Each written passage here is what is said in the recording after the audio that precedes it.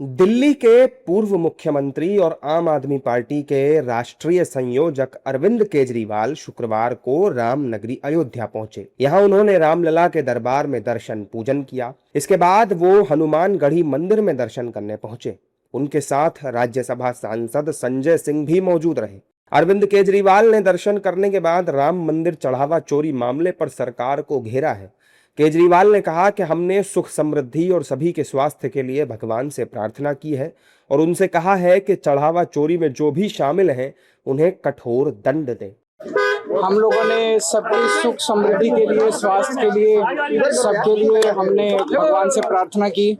और जो इतना बड़ा घोटाला हो गया यहाँ पे, भगवान राम के जो चढ़ावे की चोरी हो गई और इतने सारे सोने चांदी के आभूषण और सब चोरी हो गया, हमने भगवान से प्रार्थना की कि जो भी लोगों ने इस तरह से महापाप किया है उन्हें भगवान कठोर से कठोर दंड दें। अरविंद केजरीवाल ने चढ़ावा चोरी मामले में सरकार को जमकर घेरा। उन्होंने एफआईआर दर्ज होने पर भी सवाल उठाते हुए कहा कि ये केवल दिखावा और छलावा है।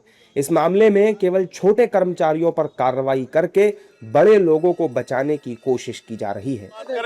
एफआईआर जो हुई है वो केवल एक दिखावा है, एक छलावा है। 8 छोटे छोटे कर्मचारियों को गिरफ्तार किया गया है। इतने दिनों से जो घोटाला चल रहा था, जाहिर तौर पे इतने दिनों से घोटाला कोई छोटे छोटे कर्मचारी नहीं कर रहे थे। इसके तार बहुत ऊपर तक जुड़े हुए हैं। बड़े लोगों को बचाने की कोशिश की जा रही है, छोटे लोगों के सर पे ठीकरा फोड़ा जा रहा है। अरविंद केजरीवाल का राम मंदिर के दर्शन करना चर्चा का विषय बन गया है। बीजेपी नेताओं ने केजरीवाल को लेकर कहा है कि जो लोग राम विरोधी थे वो अब रामलला के दर्शन करने जा रहे हैं। अरविंद केजरीवाल रामद्रोही हैं।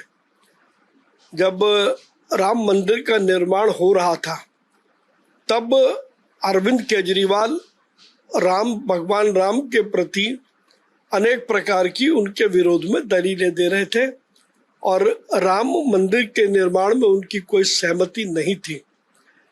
और आज वही अरविंद केजरीवाल अब अयोध्या में श्री रामलला के दर्शन करने जा रहे हैं, तो कोई आस्था नहीं है।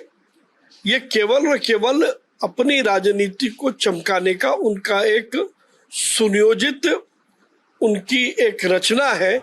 केजरीवाल का ये दौरा ऐसे समय में हुआ है जब राम मंदिर के चढ़ावे में कथित अनियमितताओं का मामला प्रदेश की राजनीति के केंद्र में है। एसआईटी की सिफारिश के बाद गुरुवार देर रात इस मामले में 8 लोगों के खिलाफ एफआईआर दर्ज की गई। जांच एजेंसियां आरोपियों की भूमिका, नकदी की बरामदगी और वित्तीय लेन देन की जांच कर रही हैं।